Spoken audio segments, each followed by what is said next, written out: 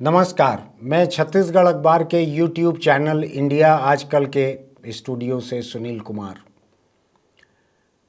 आज हिंदुस्तान में राजीव गांधी की जयंती मनाई जा रही है। वे आतंकी हमले का शिकार हुए थे। दिल्ली में उनकी समाधि पर आज सुबह सोनिया गांधी फूल चढ़ाते दिखीं। देश भर में जगह जगह कांग्रेस पार्टी के लोगों ने और लोगों ने भी उनकी जयंती मनाई। लेकिन राहुल गांधी आज अपनी मां के साथ राजीव की समाधि पर नहीं थे। वो हिंदुस्तान के एक सिरे पर लद्दाख में थे और लद्दाख में कल उनकी बड़ी खूबसूरत तस्वीरें वहाँ से आईं, जिनमें वो हेलमेट लगाए हुए मोटरसाइकिल चला रहे हैं। वहाँ की सड़कों पर स्पोर्ट्स बाइक जिसको कहते हैं, जो कई किस्म के मोटर स्पोर्ट्स में काम आती है, ऐसी एक मोटरसाइकिल वो चला रहे हैं। उनके साथ और लोग भी चल रहे हैं, कुछ लोग मोटरसाइकिलों पे, शायद उनके सुरक्षा कर्मचारी होंगे। लेकिन वो लद्दाख में घूम रहे हैं, लद्दाख में और कुछ दिन रहने वाले हैं। और उनका ये कहना है कि लद्दाख की पेंगोंग झील जो है उसको राजीव गांधी दुनिया की सबसे खूबसूरत जगह मानते थे। तो वो राजीव की जयंती के इस मौके पर वहाँ जाकर पेंगोंग झील तक मोटरसाइकिल चलाकर वो उनको श्रद्धांजलि देने के लिए, याद करने के लिए वहाँ पहुँचे हैं। देखें उनको मोटरसाइकिल पर, तो बहुत सी खबरें कल से चल रही हैं चारों तरफ। कुछ लोग उनको धूम फिल्म का एक हीरो बतला रहे हैं। बहुत से लोग खुश हैं कि ये आम इंसान की तरह रह रहे हैं। बहुत से लोग उनके इस नई पोशाक, जो कि स्पोर्ट्स बाइक को चलाते हुए हाथ पैर, कोहनी, घुटने और सिर की हिफाजत के लिए जो हेलमेट के अलावा बाकी चीज़ें पहनी जाती हैं, उनमें देखकर खुश हैं। कई लोगों को लग रहा है कि राहुल गांधी एक आम इंसान की तरह हर किस्म की स्थितियों में दिख रहे हैं, हर किस्म के लोगों से मिल रहे हैं, हर किस्म की जगहों पर जा रहे हैं। उनको देखकर एक चीज़ लगती है, राहुल को देखकर, कि क्या हिंदुस्तान की राजनीति में जो व्यक्तिवाद एक चले आ रहा था, एक व्यक्ति के इर्द गिर्द लीडरशिप जिस तरह से घूमती है, जिस तरह से प्रधानमंत्री नरेंद्र मोदी हर दिन उनके लिए एक नई फ़ोटो अपॉर्चुनिटी लेकर आता है। कोई ऐसा दिन नहीं रहता जब वो लोगों को चौंकाते न हों।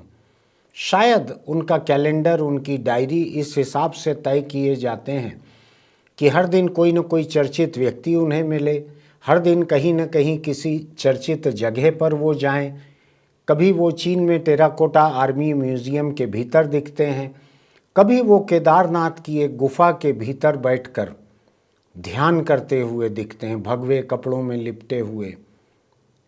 ऐसे जगह जगह एक डिस्कवरी चैनल के एक बड़े बड़े फेमस एंकर हैं, रिपोर्टर हैं, वो उनके साथ है हिंदुस्तान के जंगलों में जाकर जंगल में जिंदा कैसे रहा जा सकता है बिना किसी बाहरी मदद के, ऐसे किसी एक प्रोग्राम की शूटिंग कर रहे हैं। और अगर मुझको ठीक याद पड़ता है तो वो टेलीफोन के कवरेज एरिया के बाहर थे, और जब वो कवरेज एरिया में पहुँचे तो उनको पुलवामा हमले के बारे में खबर लगी थी। अगर मुझको ठीक याद है तो शायद ऐसा ही हुआ था। नरेंद्र मोदी हिंदुस्तान में रहें या हिंदुस्तान के बाहर, वो बांग्लादेश के रामकृष्ण मिशन मठ में रहें या नेपाल के मंदिरों में, एक गजब की फ़ोटो अपॉर्चुनिटी का वो इस्तेमाल करते हैं। उनकी जनसंपर्क डिज़ाइन करने वाली जो कंपनी होगी, प्रचार करने वाली जो कंपनी होगी, चाहे वो सरकारी हो, निजी हो, किसी अंतर्राष्ट्रीय कंपनी का भी नाम बीच में ऐसे आता है, तो मैं ये सोचता हूँ कि ये एक नया तरीका है। ये देश का प्रधानमंत्री वो इस तरह से रंगारंग कपड़े पहने, इस तरह से रंगारंग तस्वीरें खिंचवाए। वो कहीं चीतों को छोड़ने के लिए, पिंजरा खोलने के लिए भी पहुंच जाते हैं। कई जगह अपने कैमरे के बड़े से लेंस को लेकर वो तस्वीरें लेते हुए दिखते हैं। उनकी खींची हुई तस्वीरें कितनी छपती हैं, कितनी नहीं, मुझको नहीं मालूम, लेकिन मुझको याद पड़ता है छत्तीसगढ़ के नया रायपुर में भी जब वो आए थे तो यहाँ पर भी उन्होंने कुछ तस्वीरें खींची थी। ऐसा वो जगह जगह दिखते हैं, तरह तरह के काम करते हुए, एक अद्भुत व्यक्तित्व है उनका। दूसरी तरफ मैं देखता हूँ राहुल गांधी को। राहुल गांधी ने भारत जोड़ो यात्रा के पहले से, आपको ध्यान होगा अभी कुछ अर्सा पहले एक कलावती चर्चा में आई, जिसको लेकर अमित शाह के बारे में ये बात उठी कि उन्होंने शायद संसद में गलत जानकारी दे दी थी। होता है, गलती कई लोगों से होती है। वो कलावती महाराष्ट्र के विदर्भ की थी, अमित शाह ने उनको बुंदेलखंड का बतला दिया। कलावती को सारी मदद जो है राहुल गांधी के रहते हुए मिली, जब केंद्र राज्य दोनों जगह कांग्रेस की अगुवाई वाली सरकारें थी। अमित शाह ने कहा कि कांग्रेस के 6 साल की सरकार रहते हुए कलावती को कोई मदद नहीं मिली, लेकिन बाद में कलावती ने ये खुद होकर कहा कि किस तरह से कांग्रेस की ही सरकार ने उनको सब कुछ मदद दी, उनको जो मिला राहुल गांधी की वजह से मिला, उन्होंने कहा। तो ये फ़ोटो अपॉर्चुनिटी उस वक्त तो राहुल गांधी ने ज़्यादा इस्तेमाल नहीं की थी, लेकिन इन दिनों मैं लगातार देख रहा हूँ भारत जोड़ो यात्रा के समय से राहुल गांधी जिस तरह से दिख रहे हैं, हिंदुस्तान के मीडिया ने कभी राहुल गांधी को पिछले 9 सालों में वो कवरेज नहीं दिया था, और उसके पहले भी नहीं दिया था। जिस वक्त यूपीए की सरकार थी, उन 10 वर्षों में भी हिंदुस्तान के मीडिया ने राहुल गांधी को वो कवरेज कभी नहीं दिया था जो राहुल गांधी ने अपनी पद यात्रा के दौरान सहज होकर जुटा लिया, बिना कोशिश के जुटा लिया। उन्होंने जितने लोगों से मुलाकात की, वो जिस तरह के हुलिये में चले, जिस तरह से कड़कती सर्द हवाओं के बीच वो केवल टी शर्ट में चले, जिस तरह से उनकी दाढ़ी बढ़ती चली गई, भाजपा के लोगों ने तंज कसा कि ये सद्दाम हुसैन जैसी उनकी दाढ़ी दिख रही है। अब दाढ़ी किसी डिसिप्लिन में नहीं बढ़ती है कि दाढ़ी किसके जैसी दिखेगी, किसके जैसी दिखेगी नहीं दिखेगी, ये तय नहीं रहता है। तो खैर, राहुल गांधी के ऊपर तोहमतें बहुत लगती रही, लेकिन वो बेफिक्र होकर, धड़ल्ले से, बेझिझक होकर वो चलते रहे। बेझिझक उन्होंने अपनी दाढ़ी बढ़ाई, वो टी शर्ट में कितनी भी ठंड रहे उसमें चलते रहे और श्रीनगर तक पहुंच गए। उन्होंने करीब करीब 150 दिन पद यात्रा की। इस दौरान जितनी तस्वीरें उनकी सामने आई वो गजब की, देखने लायक थी।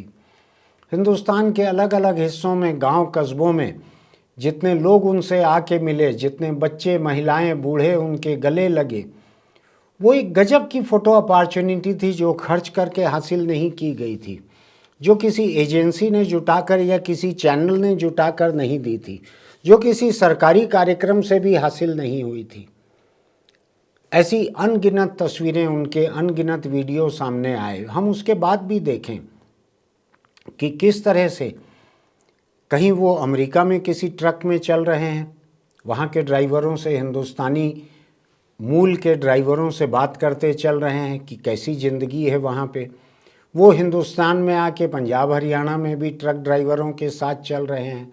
वो कभी सब्जी मंडी सुबह चले जा रहे हैं, कभी किसी एक यूट्यूब चैनल ने एक सब्जी वाले का बहुत बुरा हाल दिखाया था, तो राहुल ने उसको भी घर बुलाकर, उसको अपने डाइनिंग टेबल पर साथ में खाना खिलाकर, उसके साथ तस्वीरें खिंचवा कर उसको वापस भेजा।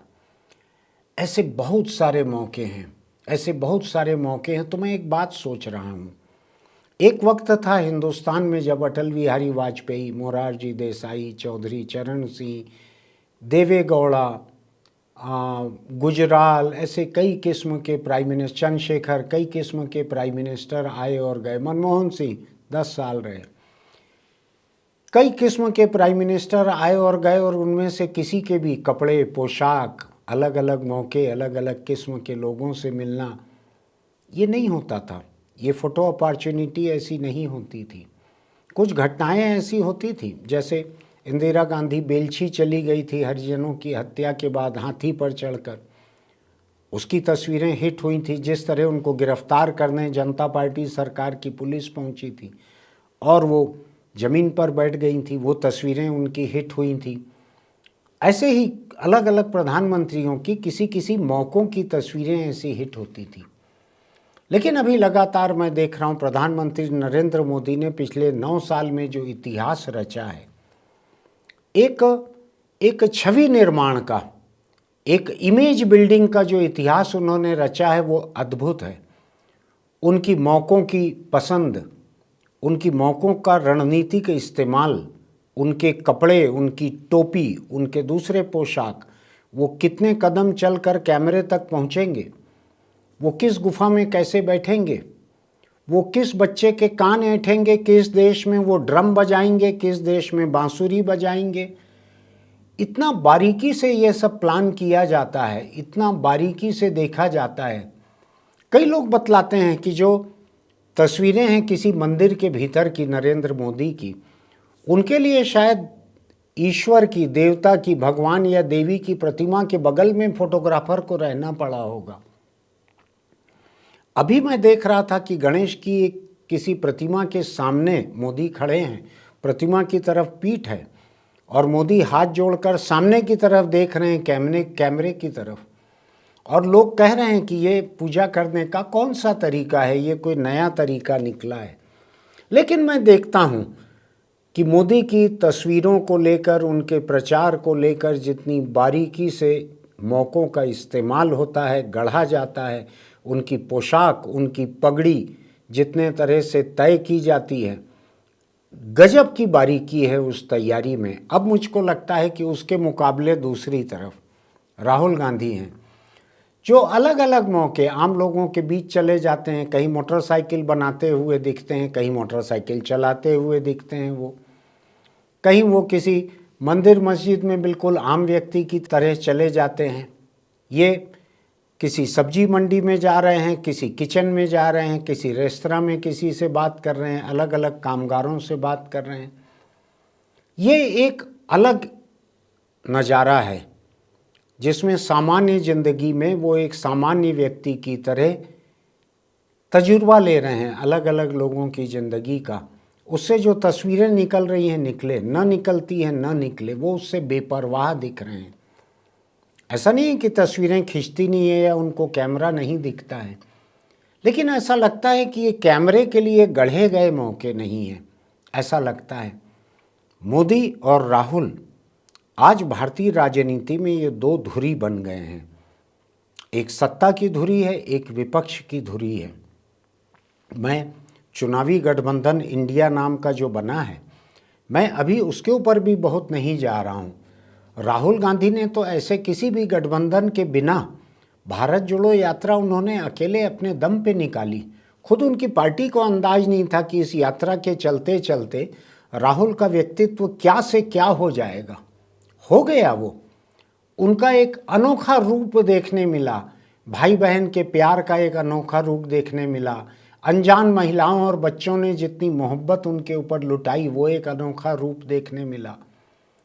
उन्होंने खुद जिस तरह से सड़क किनारे खड़े हुए लोगों के मोहब्बत के जवाब में फ्लाइंग किस उछाला। ये अलग बात है कि वहाँ सड़क किनारे के लोगों ने उस फ्लाइंग किस को पाकर खुशी जाहिर की। उन्होंने किसी सदन के अध्यक्ष से जाके शिकायत नहीं की। अभी तो ये भी साफ नहीं हो पा रहा है इतने दिनों में कि वो सदन में फ्लाइंग किस था या नहीं था। कोई साफ साफ बात करने को तैयार नहीं है। जिन्होंने शिकायत की थी वो भी बोलने को तैयार नहीं है। लेकिन मैं राहुल गांधी पर लौट रहा हूँ। राहुल गांधी जितने तरह की स्थितियों से गुजर रहे हैं, जितने किस्म के वो तजुर्बे ले रहे हैं, एक आम इंसान की तरह वो अलग अलग मौक़ों को जाकर देख रहे हैं, सीख रहे हैं, और इनसे जो उनकी तस्वीरें निकल कर आ रही हैं ये बहुत ही अनोखी किस्म की हैं।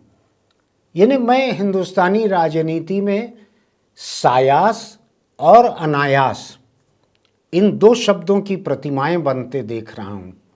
मोदी का सब कुछ इतनी बारीकी सी है, उनके कपड़े, जैसे उनका एक सूट आपको याद होगा जिसमें जितनी बारीक लकीरें थी जो दिखती भी नहीं थी दूर से, उन लकीरों में मोदी का नाम गूंथा हुआ था, लिखा हुआ था, बुनाई में गूंथा गया था वो नाम।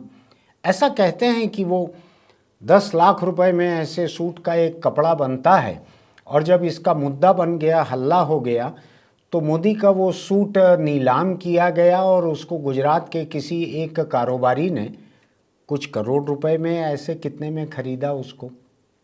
मैं नहीं जानता कि प्रधानमंत्री 10 लाख के सूट का कपड़ा किससे गिफ्ट में ले सकते हैं। वो पैसा अगर बिका तो कहाँ गया, मैं उसके ऊपर जाना नहीं चाहता। ये छोटा है, करोड़ों रुपए की बात बड़ी छोटी है।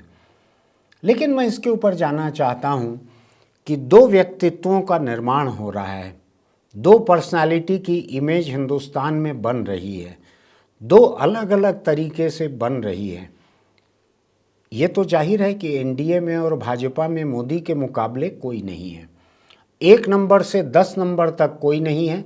10 के बाद शायद 11वें पे अमित शाह, 12वें पे योगी, इस तरह की बारी आ सकती है। 1 से 10 तक कोई नहीं है। जिस तरह की एक वक्त अमिताभ बच्चन के ज़माने में 1 से 10 तक अमिताभ ही रहते थे, 10 के बाद फिर बाकी लोग शुरू होते थे। कुछ वैसा ही मोदी के साथ है। दूसरी तरफ मैं इंडिया नाम के गठबंधन को अगर देखता हूं तो राहुल के अलावा कोई व्यक्तित्व किसी भी पार्टी का ऐसा नहीं दिखता है जो व्यक्ति के रूप में शोहरत पा रहा हो, जो व्यक्ति के रूप में जिसको लोग चाह रहे हों। एक अजीब किस्म की लोगों की पसंद राहुल की तरफ दिख रही है।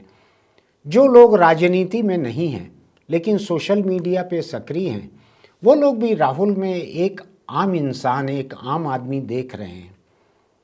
तो ये एक अलग किस्म की छवि का निर्माण हो रहा है। मैं ये भी नहीं कहता कि ये पूरी तरह से अनायास है, लेकिन ये छवि निर्माण के लिए कम हो रहा है। राहुल का समाज के अलग अलग तबकों के साथ उठना बैठना करने के लिए अधिक हो रहा है। तो क्या हिंदुस्तान की राजनीति, आने वाला 2024 का चुनाव जिसमें ये दो व्यक्ति दिख रहे हैं, किसी तरीके से तो ये दो खेमों के, दो गठबंधन के मुखिया रहेंगे ऐसा लग रहा है।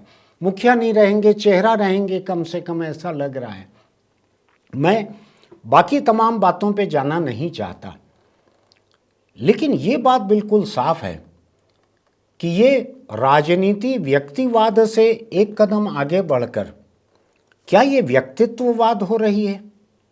क्या हिंदुस्तान की राजनीति एक छवि निर्माण के रास्ते पर चल रही है? क्या मुकाबला हमारा आने वाला राजनीतिक मुकाबला, चुनावी मुकाबला, क्या ये छवि निर्माण का मुकाबला रहेगा? ये इमेज की एक कंपटीशन रहेगी? ये एक अलग किस्म की बात है। मैं खुद भी इसको नहीं समझ पा रहा हूँ। मैं आपके बीच अभी जब बोलने आया हूँ तो मुझको खुद को नहीं मालूम था कि मैं क्या बोलूँगा, लेकिन इस विषय पर मुझको कुछ आपसे बात करनी है, इतना मुझको साफ था।